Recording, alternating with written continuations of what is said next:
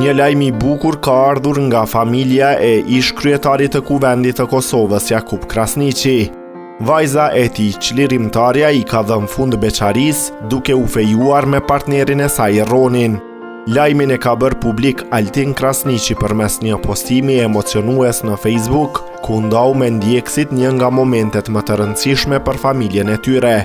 Sipas Altinit, 2 muaj më parë, Roni kishte shkuar në vizitë tek Jakub Krasniqi për të kërkuar dorën e çlirimtarës dhe për të marrë bekimin e tij, ndërsa tani çifti ka zyrtarizuar fejesën.